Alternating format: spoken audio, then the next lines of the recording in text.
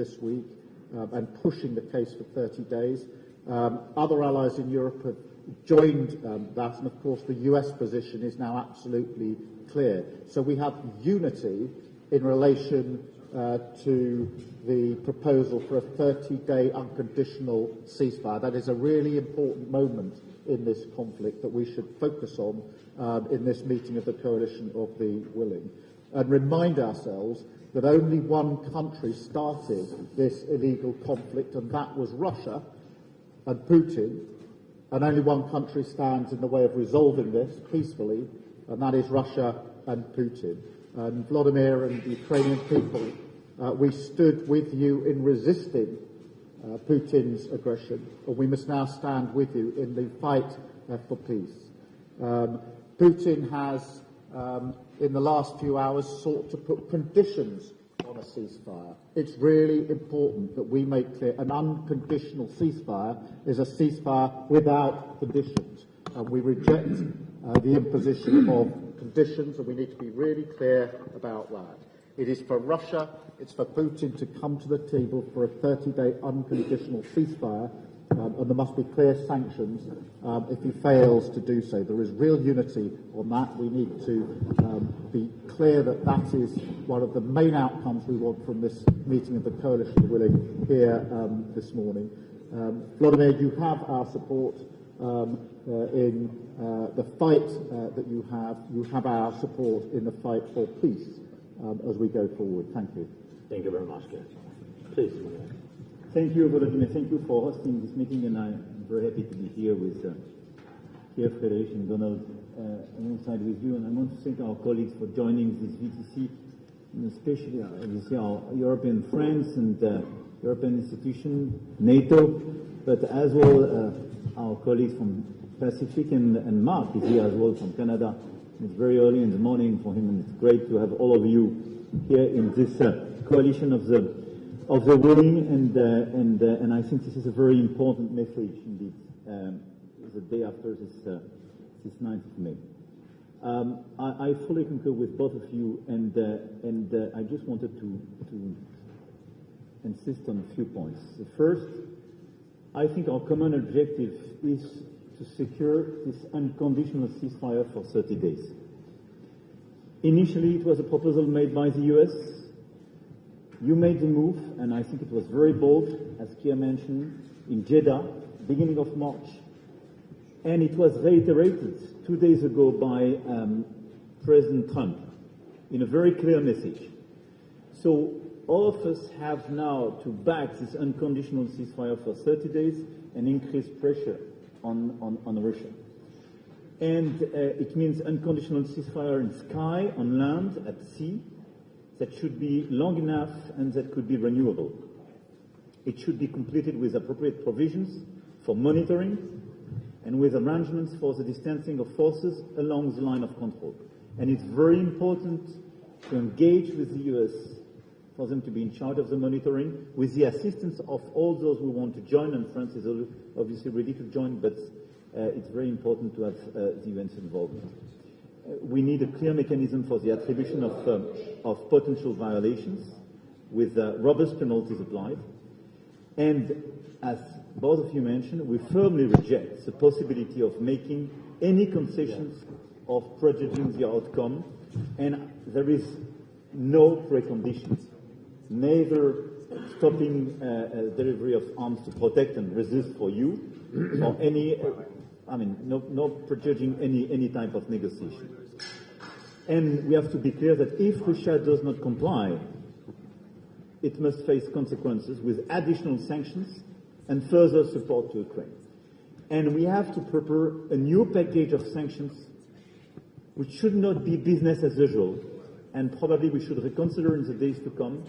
And we have to increase the coordination with the US, taking as a basis what Lindsey Graham put on the table, but a strong coordination, and I want to salute our Nordic friends because they made a great job during the past few days to allow us to be closely coordinated. But we have to strengthen the package to be sure that we have clear retaliation package and we deter Russia from violating this ceasefire. Second remark, at the same time, we must continue our support to the Ukrainian armed forces, which have been resisting heroically and which will remain in the long term the best security guarantee for Ukraine. And a strong, well-equipped national army remains Ukraine's first and most important security guarantee, and this is something we have to secure here. We need a discussion today, but we will have to secure a proper financing in our package, and it will be an important discussion as well as a G7. And third, a durable peace requires as well solid and robust international security guarantee for Ukraine. Therefore, we must continue strengthening our coalition and continue to make progress on a possible Russian force. In accordance with the mandate expressed in March, efforts led by France and the UK, together with the Ukrainians and other contributing partners, continue on a daily basis, and the military work and planning on parameters of the Russian forces is ongoing. And I want to thank our military teams and this day-to-day planning, and I want to thank as well the help of NATO and all the able and willing countries in order to prepare the Russian force, which will be as well a clear support and complement to the Ukrainian army in order to build this robust peace. And this is where we should use the 30 days of ceasefire to negotiate all the parameters for this robust peace. And obviously we are completely engaged and committed. Vladimir, thank you very much, and I think all of us want here to reiterate the clear message that we are very lucid. 80 years after the end of the Second World War, that you are on the right side of history because you protect your sovereignty, your territory, and doing so, you are at the forefront as well of the protection of the whole European territory and what we built after the Second World War. Thank you. Thanks so much. Thank you very much. Frederick. Yeah, first of all, Volodymyr, thank you for convening us virtually today to continue the discussions on how to bring a just and durable peace to your country. But let me first thank you for your invitation and thank you to our colleagues for having me in this group of prime ministers and welcoming me so by heart. Thank you so much. I'm really hoping to cooperate and to continue very closely with you. Thank you so much for having me in this group. I would like to start with three messages. The first one is the new German government is fully on board to make this group a success. Our engagement will be substantive, and we are doing this to reach peace for the courageous people of Ukraine. We are doing it for our security in the entire European Union and the entire European continent as well. Second, I believe that strengthening Ukraine's armed forces will be the most important part of this group's work and the centerpiece of any future security guarantees for Ukraine. We should collectively agree on ways to sustain financing for an army of sufficient size and capabilities based on Ukrainian input and building on the Ramstein contact group and work of the capability coalitions. Volodymyr, count on me, count on us, count on Europe and Germany. Germany will continue to gear up financial support. The reform of our constitution, which we made in Germany, will enable us to deliver now and in the future. I count on you, your partners, to do the same collectively with us. Third, helping Ukraine defend itself and engaging in negotiations to reach a ceasefire or even a peace agreement are two sides of the same coin. This is why I will work hard with Kir and Emmanael and Donald together to continue engage the United States and bring Russia to the negotiation table, always with Ukraine, never without. A word on the negotiation process. A full and unconditional ceasefire in the sky, on land, and at sea would be a starting point. We should now build on the negotiations between the United States, Ukraine, and E3 in Paris and London. We should work on two strands. First, hammer out modalities of a ceasefire And second, define key elements of a framework agreement for peace negotiations. However, we know Putin's goal is to procrastinate and not make substantive concessions. It is therefore essential that we keep the United States on board and convince President Trump. Ukraine is not the problem. It is extremely constructive.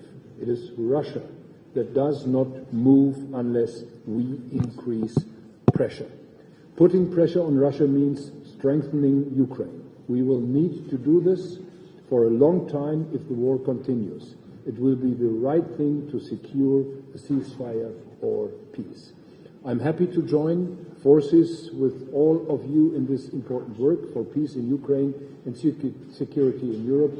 And Emmanuel, you mentioned 80 years of peace and freedom in our part of Europe. It's not yours, it's our part of Europe. This is our obligation to continue our work on peace and freedom in this part of the European continent as well. So we are committed, we are here, and we are ready. Thank you very much. Please go. Thank you. Thank you very much for the invitation. It's our privilege to be here today with you.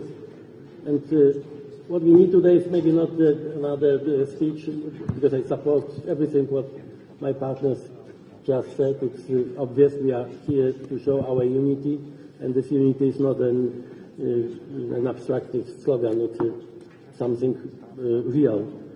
And unity means also solidarity. And solidarity means readiness to sacrifice something.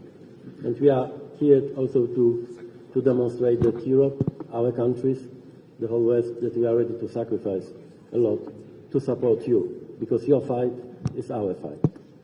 Because Ukraine, your soldiers, your nation, fight for not only for your freedom, for your independence, for your integrity, but also for our countries, for Poland, for Germany, for United Kingdom, for France, for Europe. And I really believe what I said. We are here also to promise you and to promise to our people that we will be not naive. We will have not illusions about Putin and Russia games. It means that we will be also very tough and clear. Unconditional ceasefire means unconditional ceasefire, nothing else. And with this very positive signs of re-engagement of our American friends, I think we can be very successful here. You can count on us, Volodymyr, as always. Thank you. Thank you so much. Thank you very much, dear friends. Yes, and thanks. Press will continue. It's a pity, but without you. Thank you.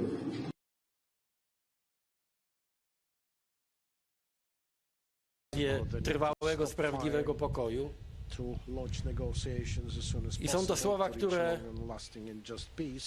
przyjął do serca właściwie cały wolny świat. Ten dzień ma nie tylko wymiar symboliczny, ale stała się rzecz bardzo ważna.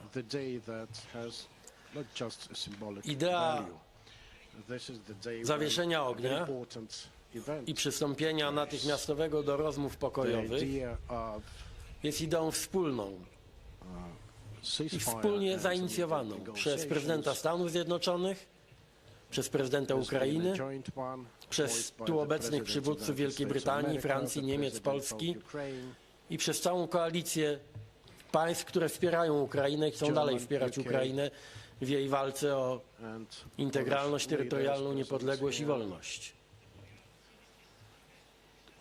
I po raz pierwszy mieliśmy chyba poczucie od dłuższego czasu, że cały wolny świat jest naprawdę zjednoczony i nie chodzi tu o slogany, tylko o decyzje, jakie podjęliśmy.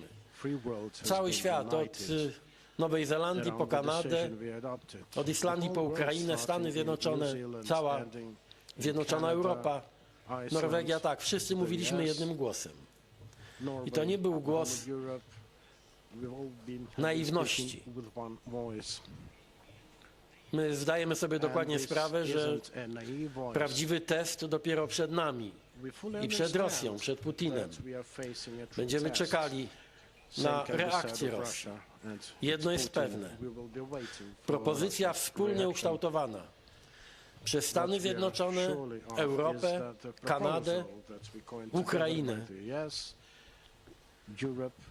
o przerwaniu ognia, o zawieszeniu walk jest propozycją bardzo serio. Jeśli Rosja odrzuci tę propozycję, to już nikt nie będzie miał wątpliwości. Nikt nie będzie miał prawa mieć najmniejszych wątpliwości. Kto opowiada się za pokojem, a kto opowiada się za wojną. Gotowość prezydenta Zeleńskiego i Ukrainy, aby przystąpić do tych rozmów bez żadnych warunków wstępnych, jest wielkim gestem. Nie wiemy, czy zostanie to docenione przez agresora, ale my wszyscy będziemy o tym wiedzieli i pamiętali, kto wystąpił z prawdziwą inicjatywą na rzecz pokoju w tak szczególnym dniu jak dzisiaj. Chciałbym, drodzy przyjaciele, panie prezydencie, żebyśmy od tego dnia byli tak zjednoczeni, jak dzisiaj byliśmy.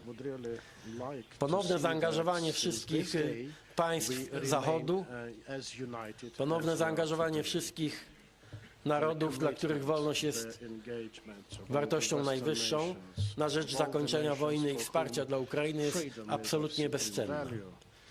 I to, co ważne, nasza gotowość i determinacja. Potwierdzili to wszyscy uczestnicy tego spotkania i przed chwilą w naszej rozmowie telefonicznej także prezydent Trump, że jeśli ta propozycja, ta wielkoduszna i wyjątkowa propozycja bezwarunkowego przerwania ognia i natychmiastowego przystąpienia do rozmów pokojowych będzie odrzucona, jeśli z drugiej strony będzie tylko fałszywa gra, to jesteśmy gotowi do wzmocnienia sankcji i do dalszego jednoczenia się całego Zachodu wokół Ukrainy w jej walce o niepodległość. Jestem przekonany, że nikt rozsądny nie jest w stanie, nie może zlekceważyć naszego głosu. A jeśli zlekceważy, to będzie tego gorzko żałował.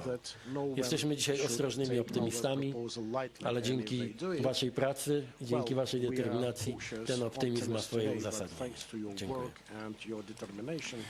Дякую. Шановні журналісти, час для ваших запитань. Будь ласка, ті, хто отримують слово, підводьтеся, щоб асистенти з мікрофонами могли вас бачити. Будь ласка, Полсат, Польща.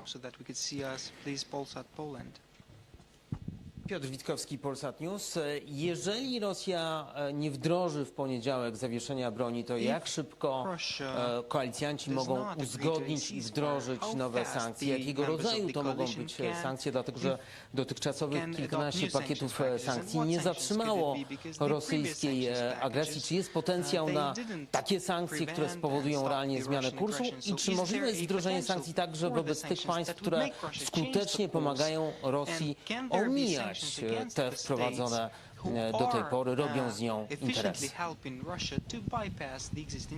And your question goes to? Do premiera Donalda Tuska, ale także do pozostałych przywódców.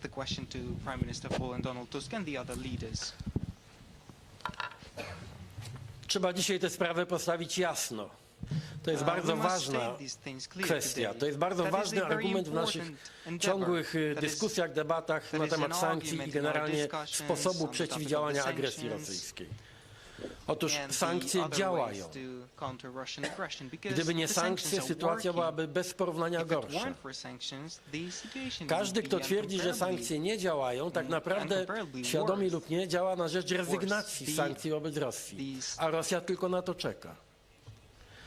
Ukraina broni się skutecznie, przede wszystkim dzięki bohaterstwu swoich żołnierzy i całego narodu ukraińskiego, ale wiemy także, że pomoc, która płynie szerokim strumieniem od naszych państw i od Stanów Zjednoczonych oraz polityka sankcji dała też efekty i uniemożliwiła Rosji wygranie tej wojny. W związku z tym odrzucam tę logikę to myślenie, że sankcje nic nie dały. Sankcje okazały się kluczową metodą ograniczania możliwości rosyjskich i sytuacja Rosji dzisiaj jest trudniejsza niż Putin czy propaganda kremlowska chciałyby to przedstawić. Także utrzymanie i tam, gdzie to jest możliwe, wzmocnienie sankcji będzie na pewno działało i przyniesie skutek. Tylko że polityka sankcji wymaga konsekwencji, cierpliwości i jedności całego bloku państw, które wspierają Ukrainę. Rozmawialiśmy już wstępnie także ze stroną amerykańską o różnego typu sankcjach. Nie będziemy dzisiaj pewne, czy być może koledzy będą chcieli więcej detali przedstawić, ale dla nas najważniejsze jest, aby decyzje o gotowości intensyfikacji sankcji, że to było jednolite stanowisko wszystkich państw bez wyjątku. Stanów Zjednoczonych, całej koalicji chcących i oczywiście tutaj obecnych. I ja przywiązuję wielką wagę do tej deklaracji, determinacji. Ja już dawno nie widziałem tak jednoznacznego stanowiska w tej kwestii. A przecież wiemy, że sankcje kosztują nas sporo, wszystkich. Więc to wcale nie są łatwe decyzje. Ale to, że podjęliśmy dzisiaj taką gotowość i ją publicznie ogłosiliśmy, oznacza, że tu żartów nie będzie. Jeśli Rosja zlekceważy te propozycje, spotkają fala kolejnych sankcji.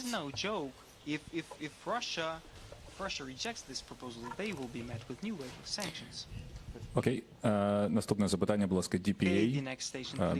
Тут в другому ряду.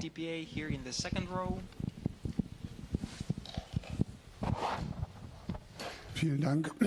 Michael Fischer, Deutsche Presseagentur.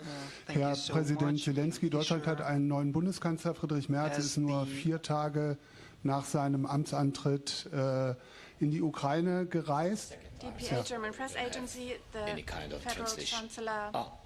Now it's working, I'm sorry. Okay. Also nochmal. Michael Fischer, Deutsche Presseagentur. Herr Präsident Zelensky, Deutschland hat einen neuen Bundeskanzler. Friedrich Merz ist nur 4 Tage nach seinem Amtsantritt in die Ukraine gereist.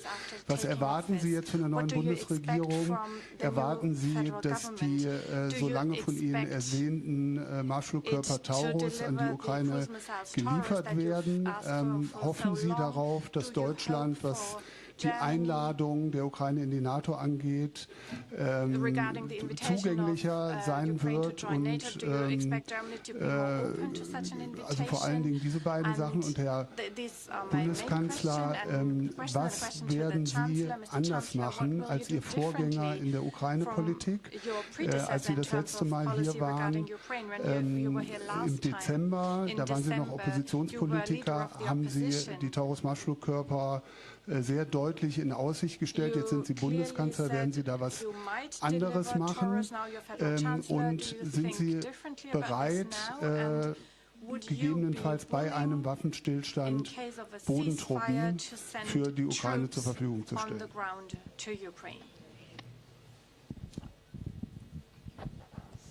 Friedrich, you want? No, please, go ahead. No, you first. Okay. Thank you. You're the host. Thank you so much. По-перше, я хотів би подякувати особисто Фрідріху за те, що дійсно 4 дні, як Фрідріх у своєму офісі, і він знайшов можливість підтримати Україну і разом з дружніми країнами приїхати сюди. Це серйозний сигнал.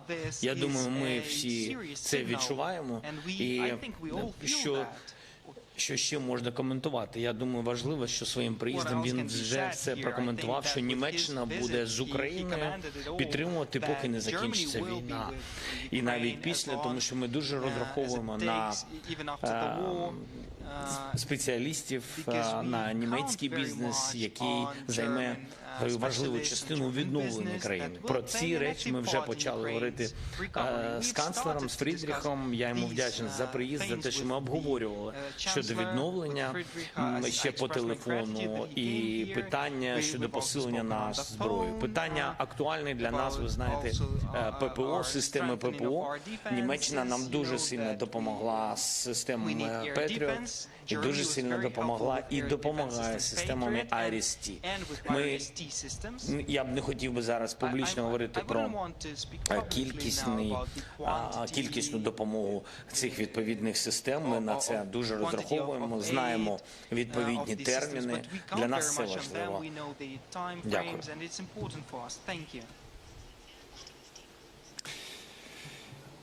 Herr Fischer,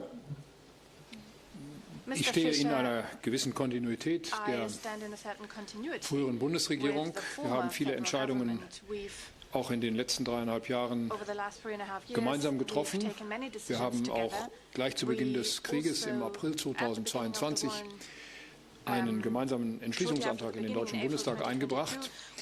Ich bin von den deutschen Politikern der Erste gewesen, der nach dem Ausbruch des Krieges dann am 1. und 2. Mai 2022 die Ukraine besucht hat. Wir haben immer gesagt, dass wir der Ukraine helfen wollen und müssen. Und zwar nicht nur aus dem Interesse der Ukraine heraus, sondern auch in unserem gemeinsamen europäischen Interesse. Denn dieser Krieg gefährdet nicht nur die territoriale Integrität der Ukraine. Dieser Krieg will die gesamte politische Ordnung Europas zerstören. Und deswegen stehen wir an der Seite der Ukraine. In welchem Umfang wir das tun, stimmen wir in Zukunft noch enger mit unseren europäischen Partnern und der Koalition der Willigen ab. Und die Tatsache, dass ich heute hier bin, der mögen Sie entnehmen, dass ich in diesem Format E3 und wo immer möglich zusammen auch mit Polen alles tun werde, um hier auch eine gemeinsame Führungsverantwortung dieser 4 Länder wahrzunehmen. Welche Maßnahmen wir gemeinsam treffen, um diesen Krieg zu beenden und welche gemeinsamen Entscheidungen wir treffen, um einen möglichen Frieden in der Ukraine abzusichern. Das ist nicht Gegenstand in erster Linie öffentlicher Erörterungen, sondern zunächst intensiver Beratungen in diesem Format mit den Vereinigten Staaten von Amerika. Ich lege allergrößten Wert darauf, dass die Vereinigten Staaten von Amerika engagiert bleiben und welche Absicherung wir dann auch sicherheitspolitisch einer Ukraine geben, die einen Friedensvertrag unterschreiben konnte. Das sind Entscheidungen, die wir zur gegebenen Zeit miteinander besprechen und sie dann auch zur gegebenen Zeit miteinander vollziehen. Наступне запитання, будь ласка, ITV, Велика Британія, перший ряд. ITV, United Kingdom, the first row. Thank you very much. Good afternoon. Emma Murphy from ITV News in the UK. Prime Minister Starmer, if I could ask you first, you say this is a moment to call out President Putin to show his commitment to peace. Do you believe he actually wants peace? And if he doesn't, why do you think sanctions will work now when you've been sanctioning for 3 years and they don't seem to have been entirely effective? And President Zelensky, if I could also ask you, how badly does your country need this ceasefire? And how likely do you think it is that you will get that ceasefire? Let me begin. Look, there's only one country that started this illegal conflict, and that was Russia. And there's only one country that stands between peace, and that's Russia. And President Zelensky made it clear 2 months ago that he was prepared for a 30-day ceasefire. The position we've now got to today is absolute unity across a whole range of countries around the world, including the United States, that there must be that 30-day unconditional ceasefire. That is the greatest unity on this point we have ever had, pulling different countries together. Clear, absolutely, there must be an unconditional ceasefire for 30 days. Clear that that means it must be without conditions, because Putin's response to the call for an unconditional ceasefire is to say, well, I could do a ceasefire, but with conditions on it. So we've been really clear today in rejecting that, and absolutely clear that should that not be the case, we are united in our response in relation to sanctions. That's on top of the sanctions that have already gone in, because we're equally clear from the meetings today that there can be no release of the sanctions already in place until the end of the process, not the beginning of the process. What's different this time is the unity, the strength, the fact that we've got the US, Europe, Canada, New Zealand, other countries around the world, all speaking with one voice on this vital point at this vital time, and therefore coordinating what we can do with further sanctions. And so, as I say, we need to be absolutely clear now that it was Russia that started this illegal conflict. It must be Russia that now comes forward and accepts this 30-day unconditional ceasefire. And it's the strength that we have in the collective endeavour that we've brought together through the sheer number of countries, all saying the same thing at the same time today, poignantly 80 years after VE Day, which we celebrated on Thursday. The values that were fought for in the Second World War, values of freedom, of democracy, of sovereignty, are the very same values that we are fighting for today. And it's for us to ensure that we deliver on that for Ukraine, but not just for Ukraine, for all of our own countries and for Europe. Я дуже коротко підтримую всі слова Кіра і від себе хочу додати, без припинення вогню, безумовного припинення вогню, неможливо закінчити війну, тому що неможливо відкрити трек дипломатії. Ніхто не буде просто так говорити. Потрібно показати якийсь результат, який є сигналом, що та чи інша сторона хоче закінчення війни. Тому Україна одразу підтримала пропозицію Сполучених Штатів Америки, президента Трампа, одразу безумовне припинення вогню. Тому я вважаю, що ми не повинні говорити, а що, якщо не буде припинення вогню, що нам робити. Питання в тому, що безумовно це буде. Питання часу. І ми всі зібралися для того, щоб це скоординувати, зробити, наблизити, зробити як можна швидше, тому що кожен день це збільшення жертв цієї війни. На жаль. Будь ласка, наступне запитання. Агенція France Press. Не бачу. Чи можете підвестися, будь ласка? Перший ряд.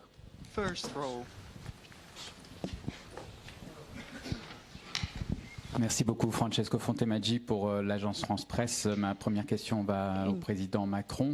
Le porte-parole du Kremlin a semblé rejeter d'emblée, même par avance, le cessez-le-feu de 30 jours que vous proposez inconditionnel au motif qu'il avantagerait l'Ukraine, notamment lui permettant de se réarmer et il demande donc l'interruption des livraisons d'armes pendant ce cessez-le-feu. Est-ce une concession envisageable pour vous tous ou alors prenez-vous cela comme un refus et passez-vous d'emblée à l'étape des sanctions.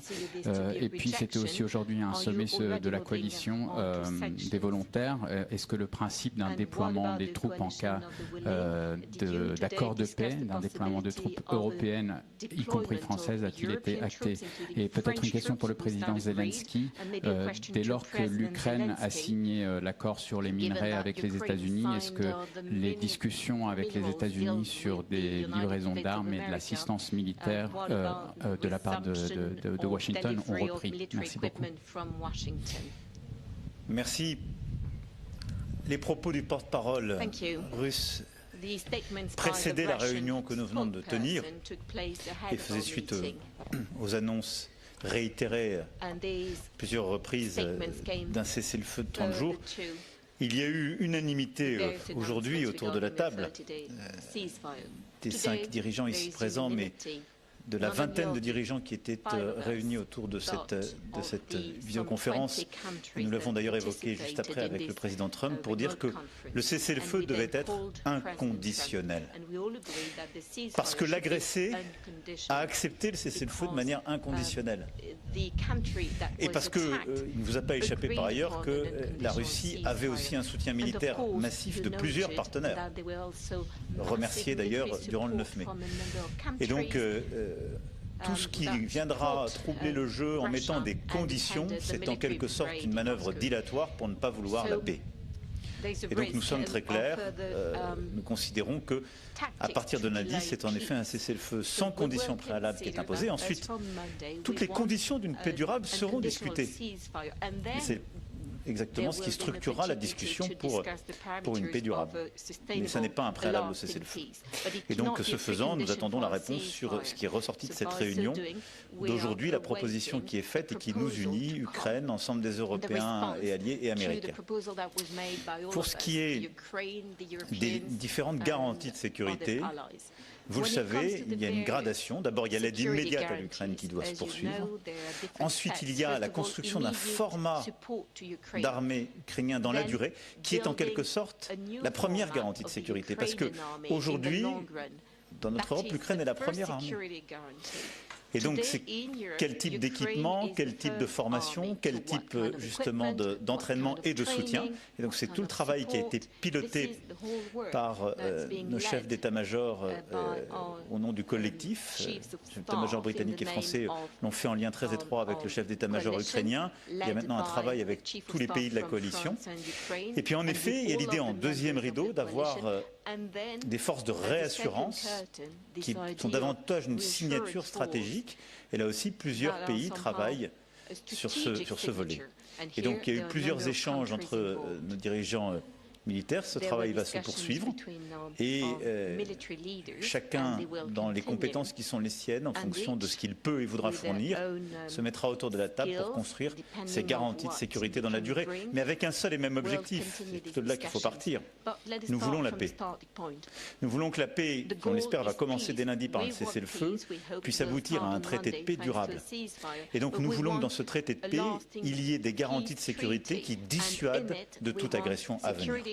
Et donc c'est la crédibilité de ces garanties de sécurité qui est clé, c'est ça que nous devons bâtir.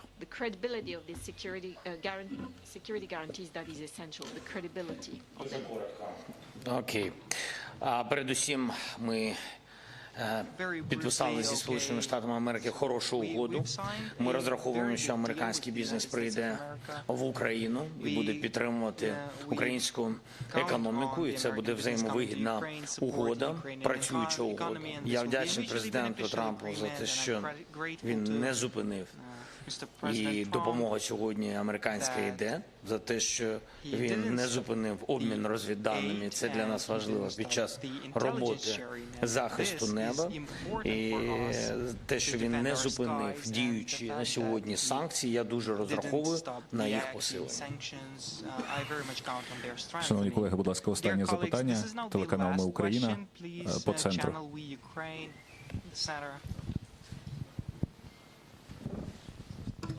Так, дякую за можливість. Розпочнемо з першого питання до пана президента.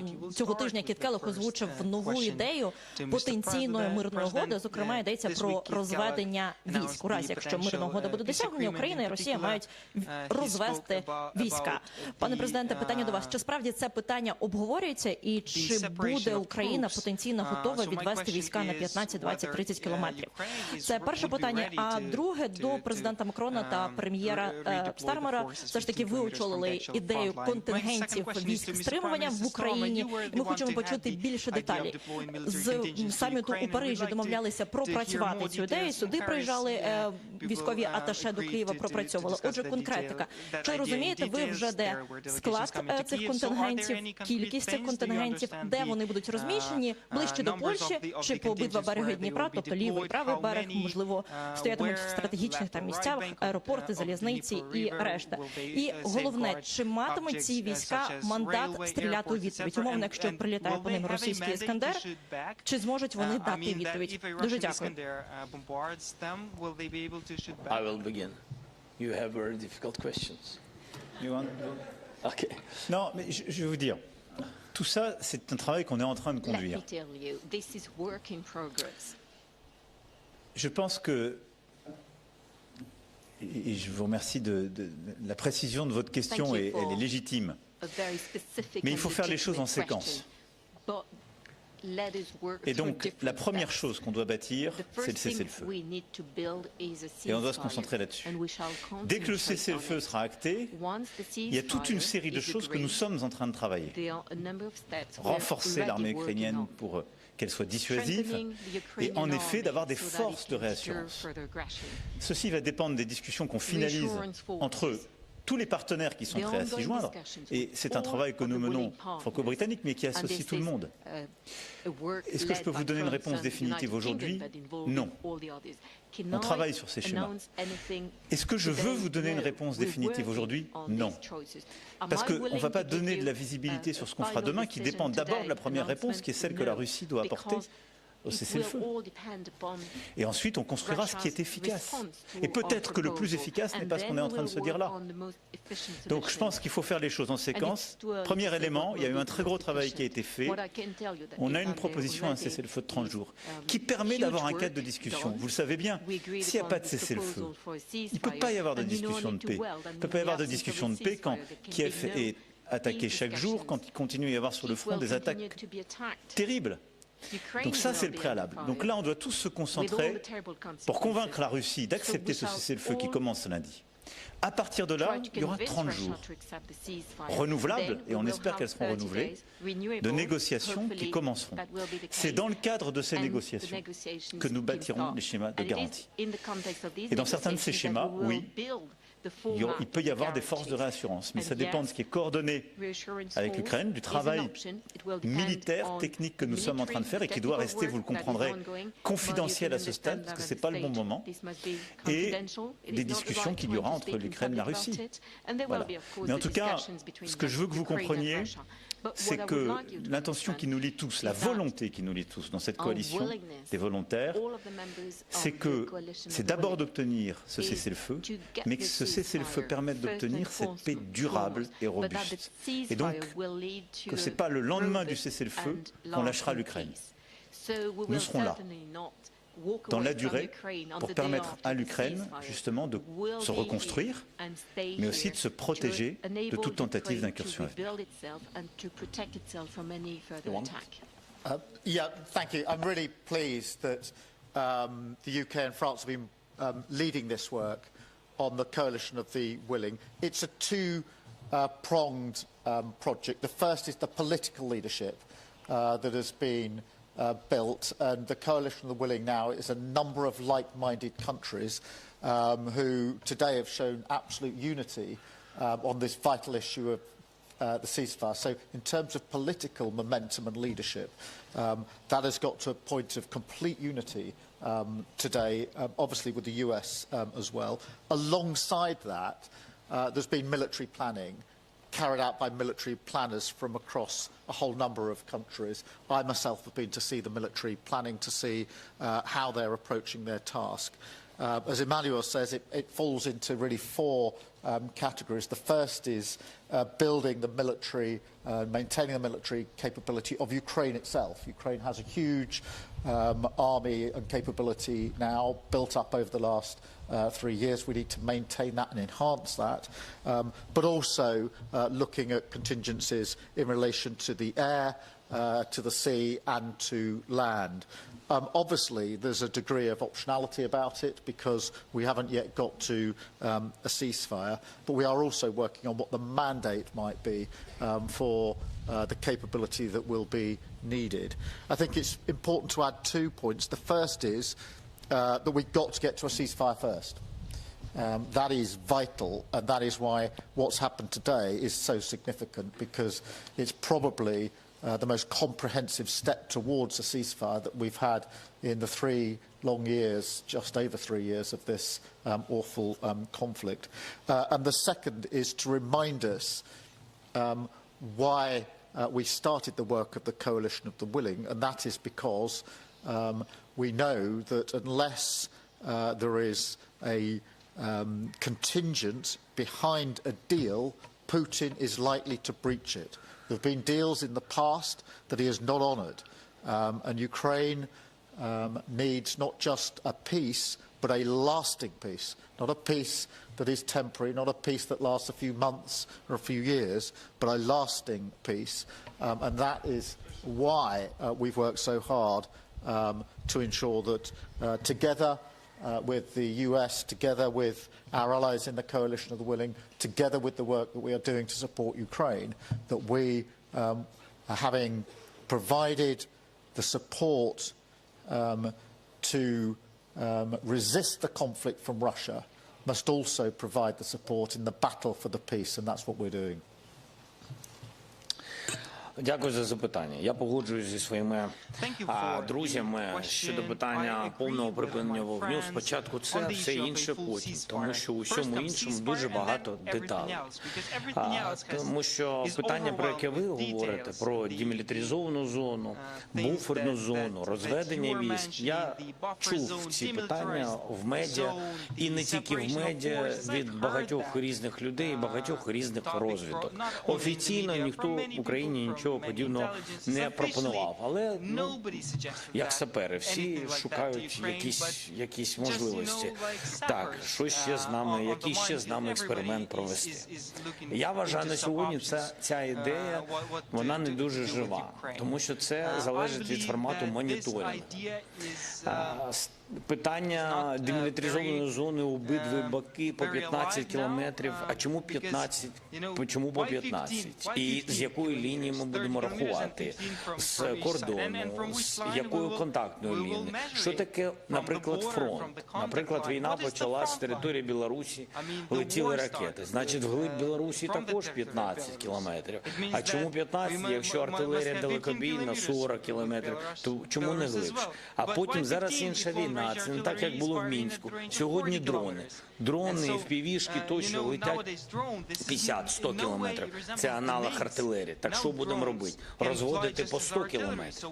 Навіть якщо ви будете говорити про 15 кілометрів, що ми будемо робити з містом Херсон? Це одразу в Херсоні не буде наших військ. Не буде наших військ в Херсоні, у нас не буде Херсона. Тому що ми знаємо досвід після 2014 року. Момент, коли є сісфаєр, і був сісфаєр, русські і сепаратисти рили, постійно рили і йшли. 100 метрів, 200 метрів, 300 метрів щоденно. Ніхто по них не стріляв, вони рили. І тому ця лінія контактна, вона відрізнялась від лінії, на якій була заморозка конфлікту. І під час повномасштабного вторгнення лінія вже відрізнялась. Тому я вважаю, що тут багато різних деталей. А ви запитайте це питання у людей з Покровська. Просто ви...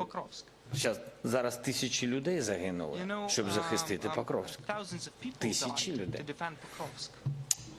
А до Покровська там пару кілометрів. Що робити з такими моментами? Ну і ілюзії, останнє речення щодо цього. Ілюзій, що порушення сісфаєр не буде, ілюзій немає. Вони будуть, але це дуже важливий крок. Дуже важливий. І якщо після того погодитись на буферну зону і відійти на 15 кілометрів, такі міста, як Херсон, Харків і Суми, у всіх буде начебто мир, а у них буде продовжуватись війна.